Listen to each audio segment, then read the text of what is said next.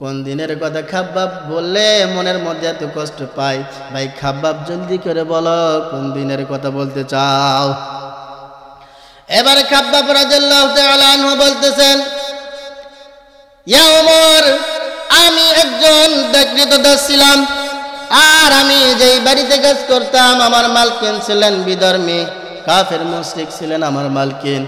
আমি রসুলের প্রেমে যখন মাতোয়ারা হয়ে রসুলের প্রেমে যখন পাগল করা হয় আমি ঈমানটা গ্রহণ করে দিলাম। আর আমার মালকিন জানতে পেরে গেল আমি তার কৃতদাস হয়ে তারই বাড়িতে থেকেই আমি ঈমান এনেছি।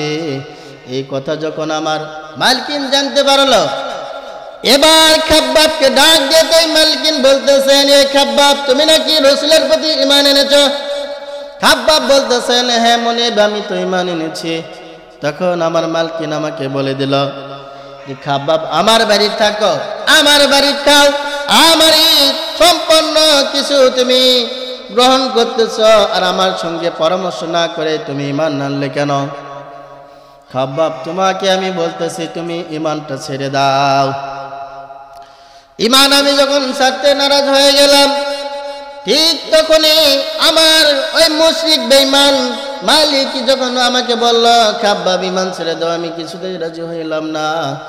তখন বলল, খাব্বাব, তোমার কাছ থেকে ঈমান ছুটানোর জন্য কি করতে হয় আমার খুব ভালোভাবে জানা রয়েছে।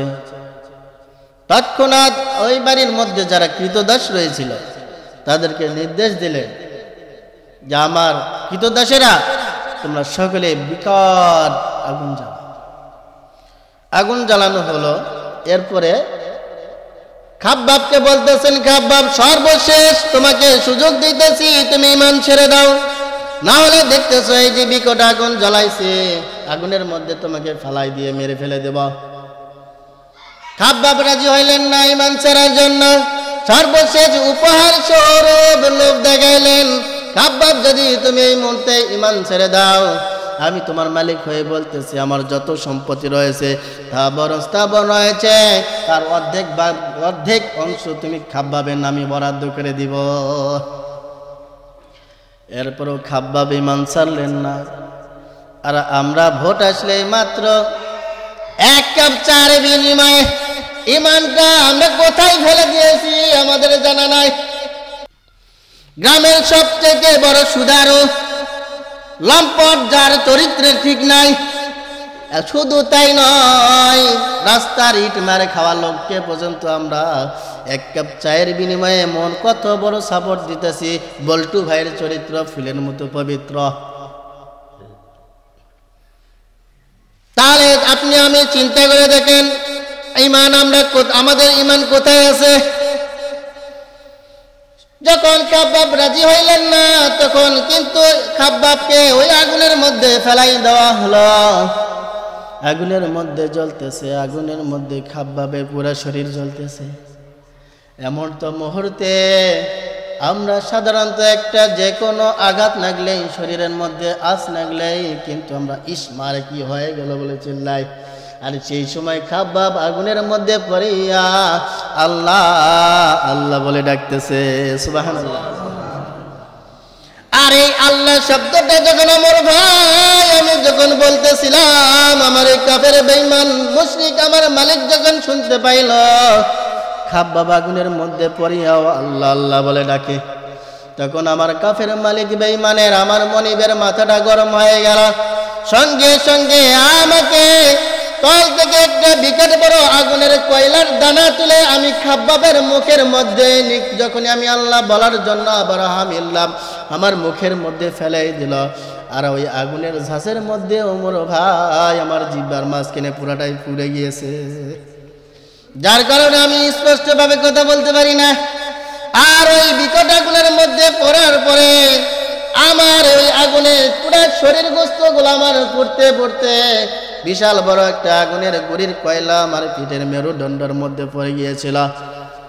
আর ওই জায়গাটায় এখনো খাব্বাব ভাই এভাবে হাদিসে আছে, জামাটা আলো করে দেখাইতেছেন, ভাই ওমর দেখেন আমার পুরা শরীরটা নতুন করে চামড়া গজাইছে, রক্ত হয়েছে, কিন্তু আমার এই মেরুদণ্ডের এই জায়গাটা এখনো পর্যন্ত গর্ত পূরণ হয় নাই।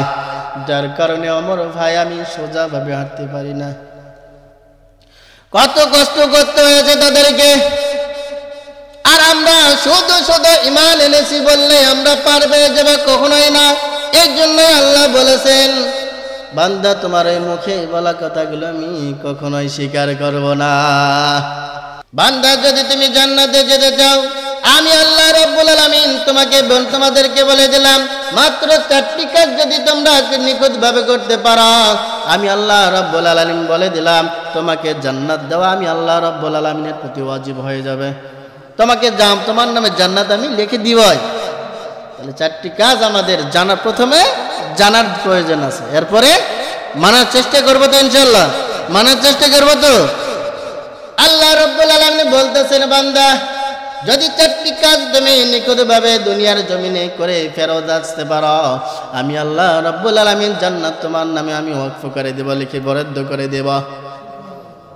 আল্লাহ রাব্বুল আলামিন এবার বলতেছেন, বান্দা প্রথম নম্বর কাজ আমি আল্লাহ রাব্বুল আলামিন বলে দিলাম, তুমিনুনা বিল্লাহ।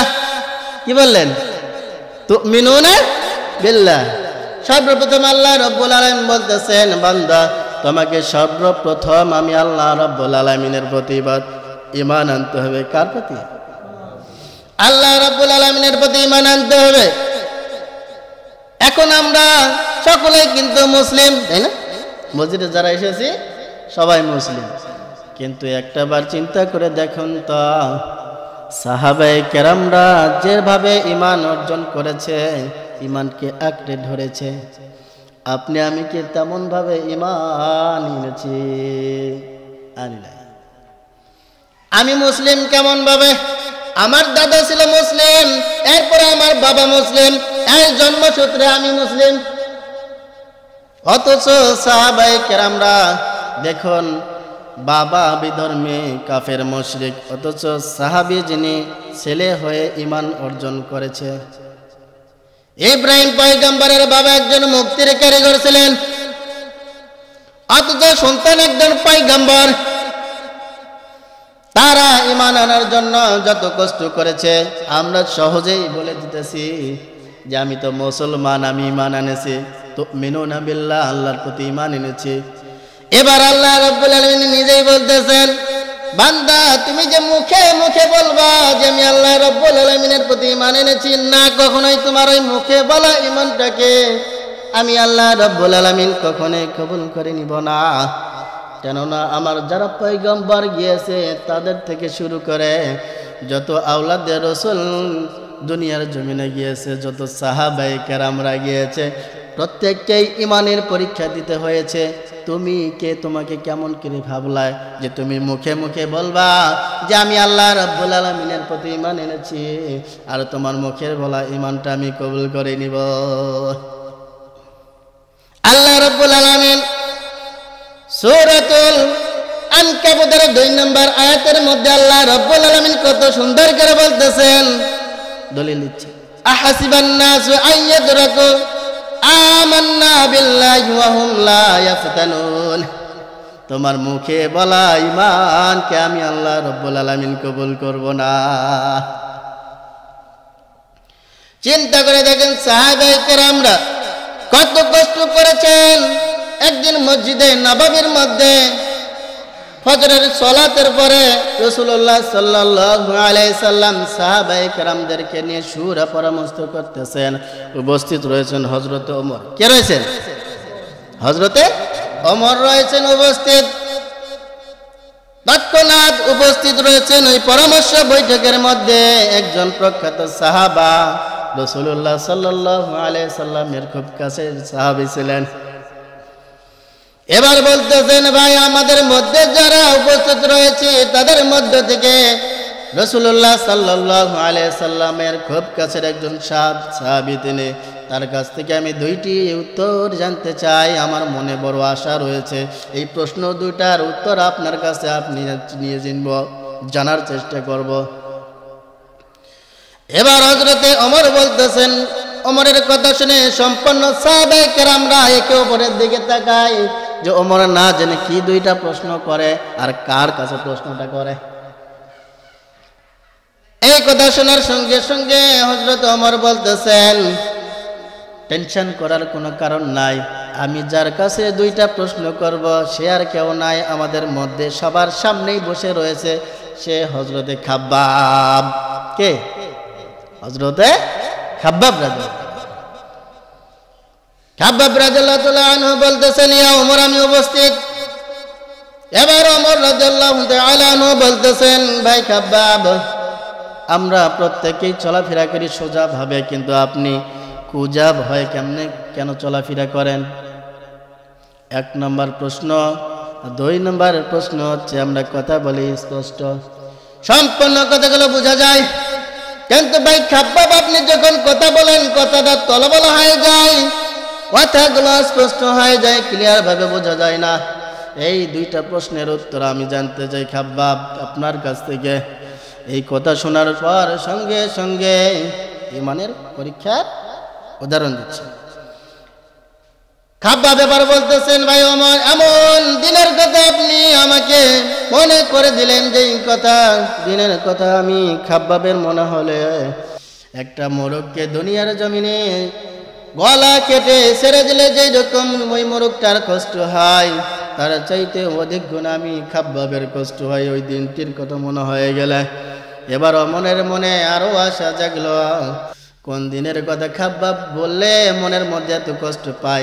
ভাই খাব্বাব, জলদি করে বলো কোন দিনের কথা বলতে চাও?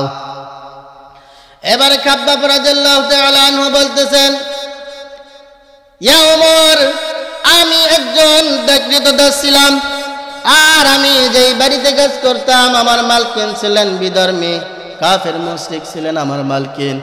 আমি রসুলের প্রেমে যখন মাতোয়ারা হয়ে, রসুলের প্রেমে যখন পাগল করা হয়, আমি ঈমানটা গ্রহণ করে দিলাম। আর আমার মালকিন জানতে পেরে গেল আমি তার কৃতদাস হয়ে তারই বাড়িতে থেকেই আমি ঈমান এনেছি। এই কথা যখন আমার মালকিন জানতে পারলো, এবার খাব্বাবকে ডাক দিতেই মালকিন বলতেছেন, এ খাব্বাব, তুমি নাকি রসুলের প্রতি ঈমান এনেছো? খাব্বাব বলতেছেন, হ্যাঁ মুনিব, আমি তো ঈমান এনেছি। তখন আমার মালকিন আমাকে বলে দিল যে, খাব্বাব, আমার বাড়ি থাকো, আমার বাড়ি খাও, আমারই সম্পন্ন কিছু তুমি গ্রহণ করতেছ, আর আমার সঙ্গে পরামর্শ না করে তুমি ঈমান আনলে কেন? খাব্বাব, তোমাকে আমি বলতেছি তুমি ঈমানটা ছেড়ে দাও। ঈমান আমি যখন ছাড়তে নারাজ হয়ে গেলাম, ঠিক তখনই আমার ওই মুশরিক বেঈমান মালিক যখন আমাকে বলল, খাব্বাব ঈমান ছেড়ে দাও, আমি কিছুতেই রাজি হইলাম না। তখন বলল, খাব্বাব, তোমার কাছ থেকে ঈমান ছুটানোর জন্য কি করতে হয় আমি আমার খুব ভালোভাবে জানা রয়েছে। তৎক্ষণাৎ ওই বাড়ির মধ্যে যারা কৃতদাস রয়েছিল তাদেরকে নির্দেশ দিলেন যে, আমার কৃতদাসেরা, তোমরা সকলে বিকট আগুন জ্বালাও। আগুন জ্বালানো হলো। এরপরে খাব্বাবকে বলতেছেন, খাব্বাব, সর্বশেষ তোমাকে সুযোগ দিতেছি, তুমি ঈমান ছেড়ে দাও, না হলে দেখতেছো এই যে বিকট আগুন জ্বালাইছে, আগুনের মধ্যে তোমাকে ফালাই দিয়ে মেরে ফেলে দেব। খাব্বাব রাজি হইলেন না ঈমান ছাড়ার জন্য। সর্বশেষ উপহার স্বরূপ লোভ দেখাইলেন, খাব্বাব, যদি তুমি এই মুহূর্তে ঈমান ছেড়ে দাও, আমি তোমার মালিক হয়ে বলতেছি, আমার যত সম্পত্তি রয়েছে স্থাবর রয়েছে, তার অর্ধেক অংশ তুমি খাব্বাবের নামে বরাদ্দ করে দিব। এরপরও খাব্বাব ঈমান ছাড়লেন না। আর আমরা ভোট আসলে মাত্র 1 কাপ চার বিনিময়ে ঈমানটা আমরা কোথায় ফেলে দিয়েছি আমাদের জানা নাই। গ্রামের সবথেকে বড় সুদারু লম্পট, যার চরিত্রের ঠিক নাই, শুধু তাই নয়, রাস্তার ইট মারে খাওয়া লোককে পর্যন্ত আমরা 1 কাপ চায়ের বিনিময়ে মন কত বড় সাপোর্ট দিতেছি। বল্টু ভাইয়ের চরিত্র ফুলের মতো পবিত্র। তাহলে আপনি আমি চিন্তা করে দেখেন, ঈমান আমাদের ঈমান কোথায় আছে? যখন খাব্বাব রাজি হইলেন না, তখন কিন্তু খাব্বাবকে ওই আগুনের মধ্যে ফেলাই দেওয়া হলো। আগুনের মধ্যে জ্বলতেছে, আগুনের মধ্যে খাব্বাবের পুরো শরীর জ্বলতেছে। এমন তো মুহূর্তে আমরা সাধারণত একটা যে কোনো আঘাত লাগলেই শরীরের মধ্যে আঁচ লাগলেই কিন্তু আমরা ইসমারে কি হয়ে গেল বলে চিল্লাই। আর সেই সময় খাব্বাব আগুনের মধ্যে পড়িয়া আল্লাহ আল্লাহ বলে ডাকতেছে, সুবহানাল্লাহ। আর এই আল্লাহ শব্দটা যখন আমার ভাই আমি যখন বলতেছিলাম, আমার এই কাফের বেঈমান মুশরিক আমার মালিক যখন শুনতে পাইল, খাব্বাব আগুনের মধ্যে পড়িয়াও আল্লাহ আল্লাহ বলে ডাকে, তখন আমার কাফের মালিক বেঈমানের আমার মনিবের মাথাটা গরম হয়ে গেল। সঙ্গে সঙ্গে আমাকে তল থেকে একটা বিকট বড় আগুনের কয়লার দানা তুলে আমি খাব্বাবের মুখের মধ্যে যখনই আমি আল্লাহ বলার জন্য আবার হামিল্লাম আমার মুখের মধ্যে ফেলাই দিল। আর ওই আগুনের ঝাঁসের মধ্যে ওমর ভাই আমার জিহ্বার মাঝখানে পুরাটাই পুড়ে গিয়েছে, যার কারণে আমি স্পষ্টভাবে কথা বলতে পারি না। আর ওই বিকট আগুনের মধ্যে পড়ার পরে আমার ওই আগুনে পুরো শরীর গোস্তগুলো আমার পড়তে পড়তে বিশাল বড় একটা আগুনের গুড়ির কয়লা আমার পিঠের মেরুদণ্ডের মধ্যে পড়ে গিয়েছিল। আর ওই জায়গাটায় এখনো খাব্বাব ভাই এভাবে হাদিসে আছে, জামাটা আলো করে দেখাইতেছেন, ভাই ওমর দেখেন আমার পুরা শরীরটা নতুন করে চামড়া গজাইছে, রক্ত হয়েছে, কিন্তু আমার এই মেরুদণ্ডের এই জায়গাটা এখনো পর্যন্ত গর্ত পূরণ হয় নাই, যার কারণে ওমর ভাই আমি সোজাভাবে হাঁটতে পারি না। কত কষ্ট করতে হয়েছে তাদেরকে। আর আমরা শুধু শুধু ঈমান এনেছি বললে আমরা পারবে যাবে কখনোই না।